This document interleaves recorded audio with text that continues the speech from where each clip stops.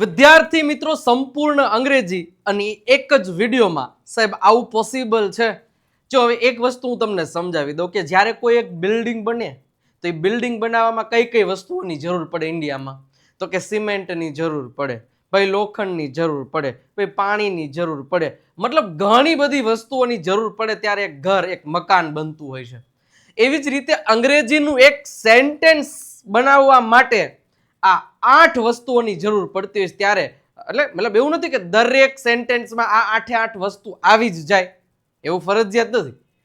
પણ કોઈ સેન્ટેન્સમાંથી તમને એક આ વસ્તુ ઓળખવાની કે આ શું છે, આ શું છે, તો એ ખબર પડવી જોઈએ. હવે આ જે વસ્તુઓ છે ને એ સ્પોકન ઇંગ્લિશના વિદ્યાર્થીઓ માટે તો છે જ, સાથે સાથે જે કોમ્પિટિટિવ એક્ઝામની તૈયારી કરે છે એ લોકો માટે ખાસ, જે સ્કૂલમાં ભણે છે એ લોકો માટે ખાસ, કોલેજમાં ભણી મતલબ બધા લોકો માટે ખાસ આજનો આ વિડીયો રહેવાનો છે. તો અંત સુધી જોજો અને વિડીયોને લાઈક કરી દો અને સબસ્ક્રાઇબનું બટન દબાવી દો અને શરૂઆત કરીએ. આ સંપૂર્ણ આ જેટલા પણ શબ્દો સમજાવેલા છે ને, ખરેખર એક અંગ્રેજીનું સેન્ટેન્સ બનાવવા માટે, પ્રોપર સેન્ટેન્સ બનાવવા માટે આ દરેક વસ્તુઓની ખાસ જરૂર હોય છે. વન બાય વન જોઈએ આજે કે ભાઈ noun, pronoun, verb, adverb, adjective, preposition, conjunction અને ઇન્ટરજેક્શન આ બધાનો રોલ શું હોય છે અને અમારી શા માટે ધ્યાનમાં રાખવું જોઈએ. થોડીક જ વારમાં હું તમને બધી વસ્તુઓ ક્લિયરલી મસ્ત રીતે તમને કરાવી દઈશ. શરૂઆત કરીએ એની પહેલા તમને એક ઇન્ફોર્મેશન આપી દઉં. આવતીકાલે 28 જુલાઈ છે.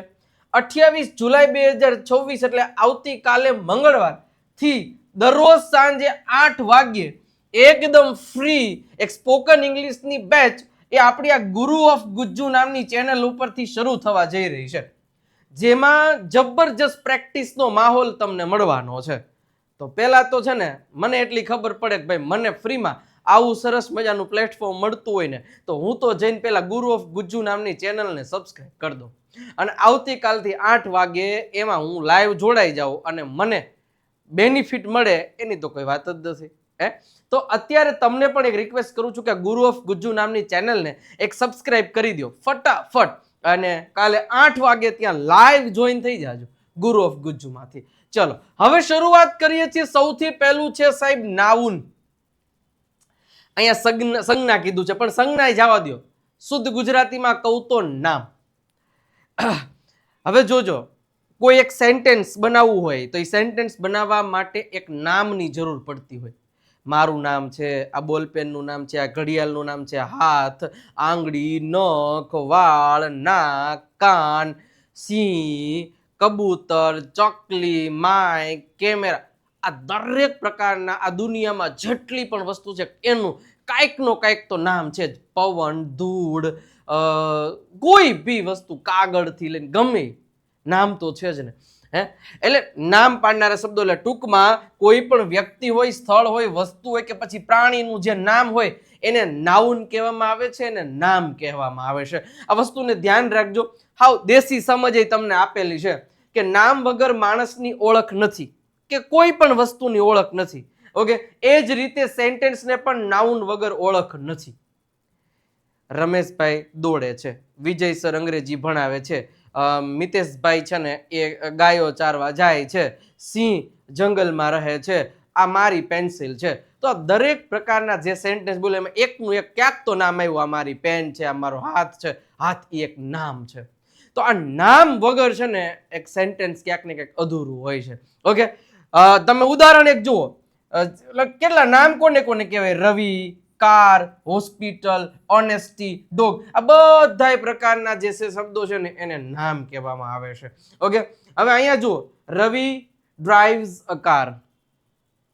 હવે રવિ છે ને એ કાર ચલાવે છે. તો હવે આ જે સેન્ટેન્સ છે એ સેન્ટેન્સમાં નામ કેટલા કેટલા છે?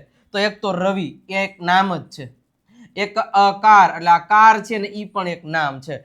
તો અહીં રવિ અને કાર એ બંને નાઉન છે, તેને નામ કહેવામાં આવે છે. હવે સાહેબ આ બધી વસ્તુઓને મારે શું કામ કરવું જોઈએ? ભાઈ મારે ક્યાં જરૂર છે? જો પહેલા તો હું જે કોમ્પિટિટિવ એક્ઝામની તૈયારી કરે છે ને એના પોઈન્ટ ઓફ વ્યૂથી કહું ને તો આવું કોઈ સેન્ટેન્સ આપી દે, મતલબ કે રવિ કાર ડ્રાઇવ્સ અ કાર. હવે એમાંથી તમને કહે કે આમાં નાઉન કયા કયા છે તો તમને ઓળખતા આવડવું જોઈએ. બરોબર, આવી જ રીતના સ્કૂલમાં પણ 10માના બોર્ડમાં, 12ના બોર્ડમાં, કોલેજમાં, કોઈ પણ જગ્યાએ અને દુનિયાની કોઈ પણ કોમ્પિટિટિવ એક્ઝામમાંની તૈયારી કરતા હોય તો આ ટોપિક તો આવે આવે ને આવે. હવે સાહેબ સ્પોકન માટે શું જરૂરી છે? હવે સ્પોકન માટે તમને ક્યારેય પણ તમે અત્યારે શીખો છો તો શીખતા હોય ત્યારે આપણે બધી વસ્તુઓ શીખવી પડે. હવે જ્યારે હું કોઈ ટોપિક કરાવીશ કે ભાઈ વિજય ડ્રાઇવ્સ અ કાર, તો આમાં કયા કયા નાઉન છે, આમાં વર્બ શું છે, આ બધી વસ્તુઓની જરૂર પડતી હોય એટલે ખાસ ધ્યાનમાં રાખવું તમારે. ઓકે, તો નાઉન એટલે ખબર પડી ગઈ, કોઈ પણ વસ્તુનું નામ એને નાઉન કહેવાય. નાઉન, બરોબર? નામ, નામ એટલે સાહેબ નેમ નો થાય, અહીં અલગ વસ્તુ. આ નાઉન, આ ગ્રામરની ભાષામાં નાઉન કહેવાય. ઓકે, એના પછી બીજું છે નાઉન તો છે પણ કેવો? પ્રોનાઉન.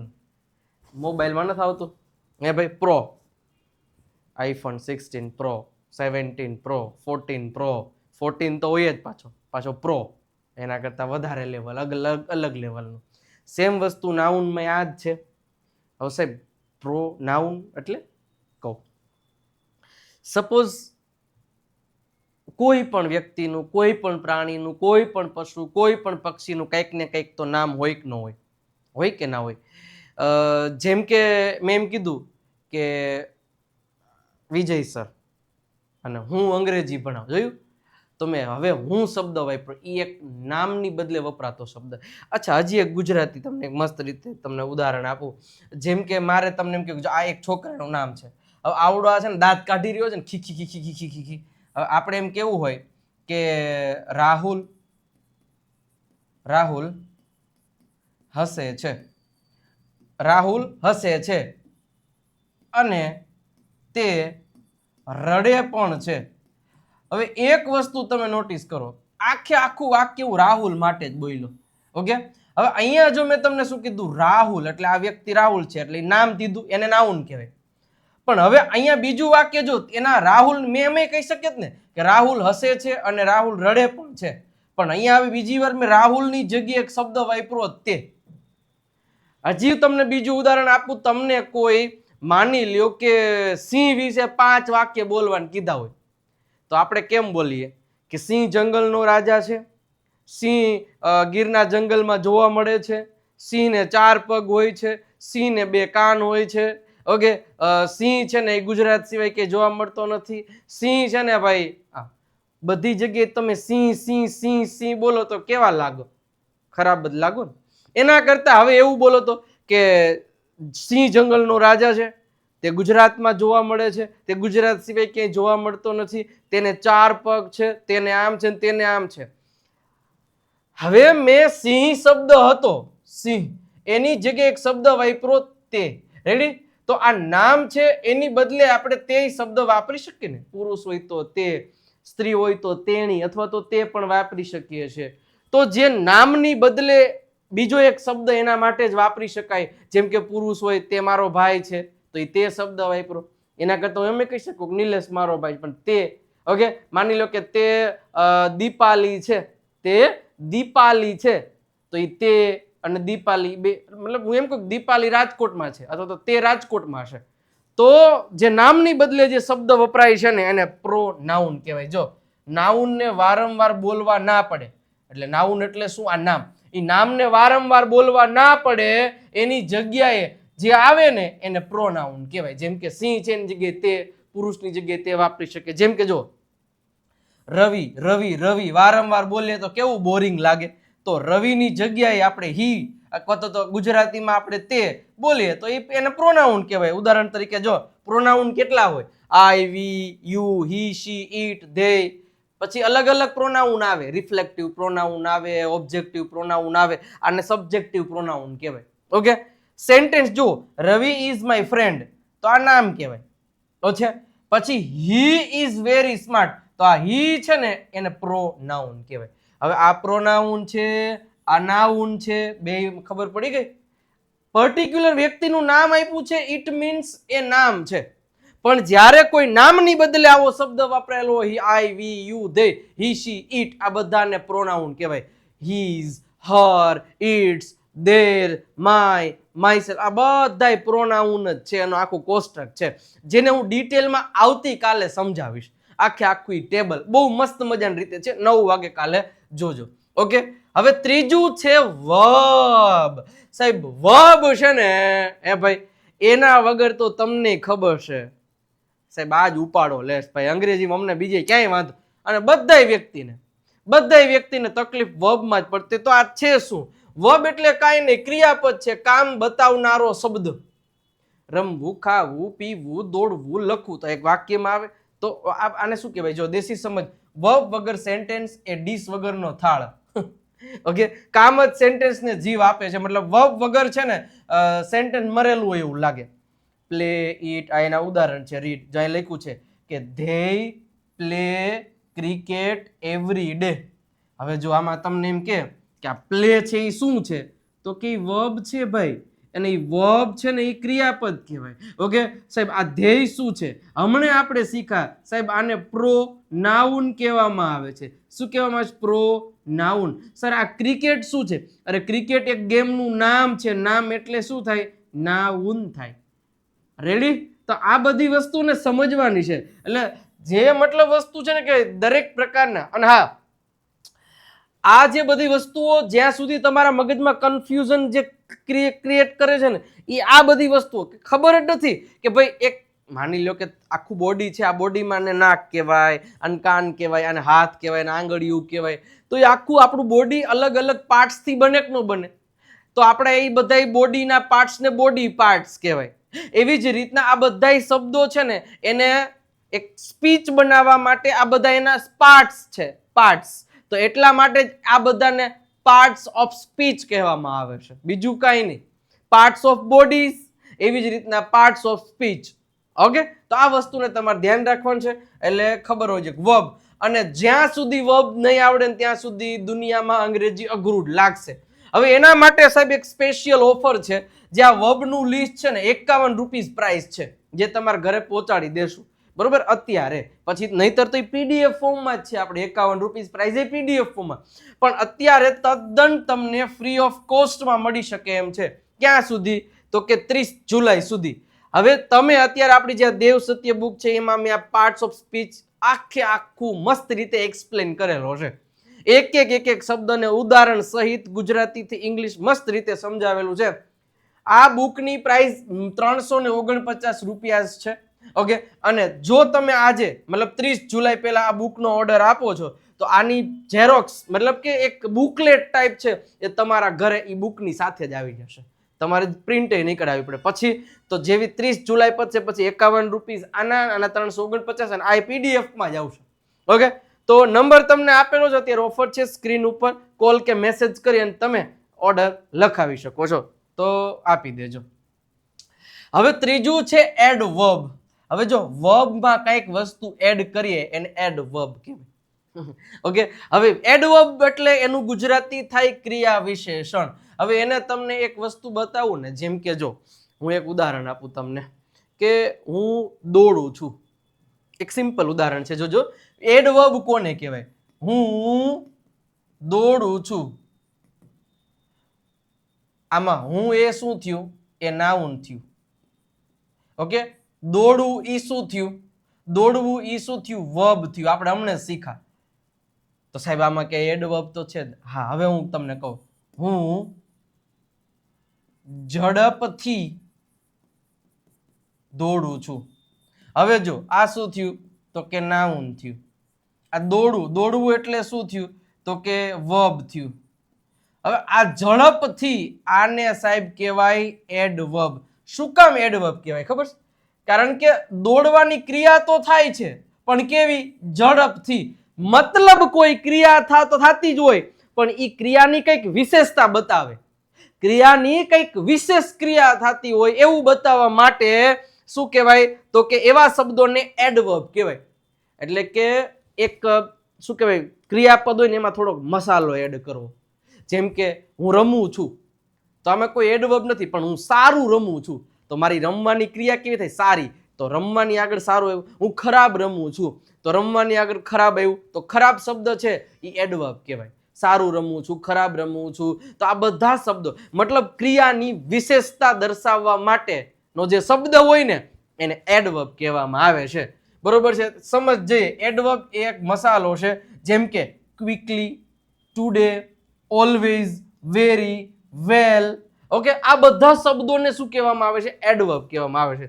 જો શી રન્સ, હવે તેડી દોડે છે, પણ કેવું? ક્વિકલી. તો જે ક્વિકલી છે એ ક્રિયાના અર્થમાં વધારો બતાવે છે. તો મતલબ આ શબ્દને કહેવામાં આવે છે એડવર્બ. રેડી? પેલું આવ્યું નાઉન. નાઉન એટલે થાય કોઈ વ્યક્તિનું નામ. વિજય, સંજય, ખુરશી. આ પછી આવ્યું પ્રોનાઉન, મતલબ કે વિજય, સંજય, ખુરશીની બદલે જે કયો શબ્દ વાપરી શકાય? તો કે તે વાપરી શકાય. છોકરી હોય તો તેણી વાપરી શકાય. બહુવચન હોય તો તેઓ વાપરી શકાય. મારા માટે વાપરતો હું વાપરી શકું, અમે. આ બધાને પ્રોનાઉન કહેવામાં આવે છે. ત્રીજું વર્બ આવ્યું, એટલે કે કોઈ ક્રિયા દર્શાવતો એવો શબ્દ. અને ચોથું આવ્યું એડવર્બ, એટલે કે કોઈ ક્રિયા છે ને એના અર્થમાં વધારો દર્શાવવો. ઓકે, તો એ બધાને એડવર્બ કહેવામાં આવે છે. ઓકે, પાંચમું છે એડજેક્ટિવ. હવે સર એડવર્બ છે ને, એડવર્બ એ ક્રિયાની વિશેષતા બતાવે. એડવર્બ છે એ ક્રિયાની વિશેષતા બતાવે, અને એડજેક્ટિવ છે ને એ કોઈ નાઉનની વિશેષતા બતાવે. નાઉન એટલે નામ. નામ એટલે મારું, તમારું, પેન, પેન્સિલ, જેટલા દુનિયામાં નામ છે ને એ બધાની વિશેષતા બતાવે. જેમ કે વિજય છોકરો છે, તો આમાં કઈ વિશેષતા નથી બતાવી, પણ એમ કીધું વિજય સારો છોકરો છે, તો એક સારું એટલે એ નામની વિશેષતા બતાવી. ક્રિયાની વિશેષતા બતાવે તો એને એડવર્બ, નામની વિશેષતા બતાવે તો એને એડજેક્ટિવ. આટલું યાદ રાખવાનું છે.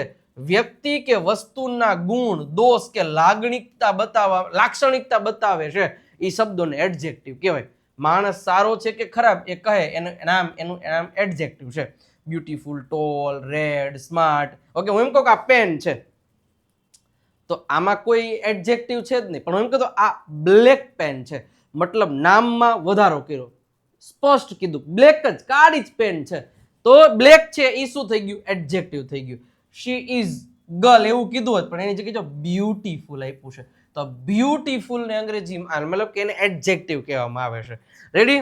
ઓકે, હવે એના પછી છઠ્ઠું છે પ્રિપોઝિશન. હવે સાહેબ પ્રિપોઝિશન નું ગુજરાતી થાય કોઈ પણ વ્યક્તિ, વસ્તુ, પ્રાણી, પશુ, પક્ષી, દુનિયાની કોઈ પણ બિલ્ડિંગ, જગ્યા, કોઈ પણ એ સ્થાન કે સંબંધ બતાવે છે. સ્થાન કે સંબંધ. આ શબ્દો વગર તમે કોઈ પણ જગ્યા આઈડેન્ટિફાઈ ના કરી શકો. હું એમ કહું મારો મોબાઈલ પડ્યો છે, લેતો આવતો, પણ ક્યાં? પછી હું એમ કહું મારો મોબાઈલ ટેબલ ઉપર પડ્યો છે, ટેબલ ઉપર, ઉપર એટલે ઉપર ઓન. મારી ખુરશી ક્લાસમાં પડી છે, ક્લાસમાં, માં એટલે અંદર. તો સેન્ટેન્સના ભાગોને જોડતો પુલ એટલે આપણે જો in, on, at, under, near, between, આ દરેક પ્રકારના જે શબ્દો છે ને એને અંગ્રેજીમાં પ્રિપોઝિશન કહેવામાં આવે છે. જો અહીંયા લખ્યું છે કે the book is the table, એની જગ્યાએ ઓન લખ્યું, ઓન એટલે ઉપર. મતલબ આ જે વસ્તુ છે ને એ વસ્તુની ચોક્કસતા બતાવેલી છે કે ભાઈ ટેબલ ઉપર જ છે, તો the book is on the table. Clear થઈ છે? ઓકે, તો એને પ્રિપોઝિશન કહેવાય. અને આ બધાય જે શબ્દો ને બધું તમારે નોર્મલી મસ્ત રીતે ડિટેલમાં ગેરંટી સાથે અંગ્રેજી બોલતા શીખવું છે, તો સાહેબ એક આ વિજય નાક્યા ગુરુ ઓફ ગુજ્જુ નામની એપ ડાઉનલોડ કરી લ્યો, અને એમાંથી તમે કોઈ પણ એક કોર્સ પરચેસ કરી અને સરસ મજાની રીતે તમે અંગ્રેજી શીખી શકો છો. નંબર તમને આપેલો છે, કોલ કે મેસેજ કરી અને તમે વધારે ઇન્ફોર્મેશન પણ લઈ શકો છો. અત્યારે જ કોઈ પણ એક કોર્સ પરચેસ કર, 3 મહિના માટે 899, 6 મહિના માટે 1299 અને 12 મહિના માટે 2199. જે અહીંયા ઓફલાઈનમાં જે મેં ભણાવેલું છે ને એ જ બધા લેક્ચર્સ રેકોર્ડેડ ફોર્મમાં તમને આ કોર્સમાં મળવાના છે. મતલબ એનાથી ડિટેલમાં, એનાથી ડીપેસ્ટ ક્યાંય નથી, અહીંયા મળી જશે. શું કરવાનું? કા નંબર કા વિજય નાક્યા ગુરુ ઓફ ગુજ્જુ નામની એપ ડાઉનલોડ કરી લેજો. ઓકે, એના પછી 7મું છે કંજંક્શન. હવે કંજંક્શન એટલે જોડવાનું કામ કરે છે. બે વાક્યો કે બે શબ્દો કે બે વાક્યો કે બે વિચારોને જોડવું. જેમ કે હું તમને ઉદાહરણ આપું. જો કંજંક્શન એટલે શું? હું વિજય છું, હું શિક્ષક છું, હું અંગ્રેજી ભણાવું છું, પણ એના કરતા હું એમ બોલું કે હું વિજય છું અને હું એક શિક્ષક છું અને હું અંગ્રેજી ભણાવું છું, તો એ ત્રણેયને એક વાક્ય કરી નાખ્યું. એમાં જો અને એ શબ્દ મૂક્યા ને એને કંજંક્શન કહેવાય. એટલે ત્રણેય વાક્યને એક કરી નાખ્યું. રેડી? એટલે એનું નામ છે કન્જંક્શન. એટલે જ્યાં આપ્યું છે કે કન્જંક્શન સેન્ટેન્સનો ફેવિકોલ છે. હા, ફેવિકલની જેમ જોડે છે. And, but, because, or, so આ બધા શબ્દોને કન્જંક્શન કહેવાય. I like tea and coffee. નકર આના માટે મારે બે વાક્ય બનાવવા પડે. I like tea, I like coffee. એની જગ્યાએ ટી અને કોફી બે કરી દીધું. I like tea and coffee. તો મતલબ થઈ ગયું કન્જંક્શન. રેડી? અને છેલ્લો છે ઇન્ટરજેક્શન. ઇન્ટરજેક્શન એટલે બીજું કાંઈ નહીં સાહેબ, કોઈ પણ લાગણી વ્યક્ત કરનારા જે શબ્દો છે ને એને ઇન્ટરજેક્શન કહેવાય. જેમ કે અચાનક કોકા wow, oh my god, OMG, તો ઓ આઉચ, OMG, આ જે શબ્દો છે ને, જે લાગણી ભરેલા શબ્દો એને ઇન્ટરજેક્શન કહેવાય. અચાનક લાગણી કે ભાવ દર્શાવે છે, દિલથી નીકળતા શબ્દો, વાવ, આઉચ, અલાશ, આ બધા શબ્દોને શું કહેવામાં આવે છે? તો કે એને ઇન્ટરજેક્શન કહેવામાં આવે છે. હવે જ્યારે પણ તમને કોઈ આવું વાક્ય આપ્યું, વાવ, યુ વોન્ટ ધ ગેમ, આમાં ઇન્ટરજેક્શન ગોતો તો વાવ તરત મળી જાય. આઉચ, ઇટ હર્ટ્સ, તો આમાંથી ઇન્ટરજેક્શન ગોતો તો ખબર પડી જ જવી જોઈએ. રેડી? તો આ 8 જે પ્રકાર છે ને સાહેબ, એ 8 પ્રકાર છે ને એ એક વાક્યને મિનિંગફુલ બનાવે અને એના વગર અધૂરું છે વાક્ય. તો આ બધા શબ્દો ભેગા થાય ને ત્યારે એક મસ્ત મજાની એક સ્પીચ બને છે, જેને પાર્ટ્સ ઓફ સ્પીચ એટલા માટે જેનું નામ આપ્યું છે. રેડી? અને આવી જ રીતે કાલે છે ને મસ્ત રીતે તમે છે ને અત્યારે હવે જઈને નીકળીને અને ગુરુ ઓફ ગુજ્જુ નામની ચેનલને સબસ્ક્રાઇબ કરી દો. કાલે 8 વાગ્યે બરોબર છે મસ્ત રીતે લાઈવ સિરીઝ શરૂ થવા જઈ રહી છે ગુરુ ઓફ ગુજ્જુ નામની ચેનલ ઉપરથી. 91,000 લોકોએ લગભગ સબસ્ક્રાઇબનું બટન દબાઈ દીધું છે. તમે પણ દબાઈ દેજો અને કાલથી જોઈન થઈ જજો. જે આ ચેનલનો તમને QR કોડ આપેલો છે, સ્કેન કરી શકો, કાં તો ગુરુ ઓફ ગુજ્જુ આટલું સર્ચ કરો. આપણી વિજય નાકે ઇંગ્લિશ ગુરુ ફેસબુક પર અને ઇન્સ્ટાગ્રામ પર ફોલો કરી દેજો. ત્યાં પણ આપણે રીલ્સ દ્વારા મસ્ત રીતે વિવિધ રીતે તમને અંગ્રેજી શીખવામાં આવે છે. વોટ્સઅપ ચેનલ છે, નંબર ઉપર કોલ કે મેસેજ કરશો તો તમને મસ્ત રીતે માહિતી મળી જશે. તો અહીંયા આપણો જે સરસ મજાનો જે સેશન છે સંપૂર્ણ અંગ્રેજી, એ આ બધા ટોપિક્સ તમને ખબર હોય તો મજા આવશે. લાઈક કરી અને કોમેન્ટ સેક્શનમાં એક દિલડું મૂકી દો બધાય ફટાફટ, આટલું કરી દેજો જેથી મને બીજો વિડીયો બનાવવામાં થોડીક વધારે મજા આવે. લાઈક કરી, શેર કરીને સબસ્ક્રાઇબનું બટન દબાવી દેજો. નવા વિડીયોમાં ફરી પાછા આવતીકાલે મળીએ છીએ. ત્યાં સુધી આવજો, બાય બાય, ટાટા.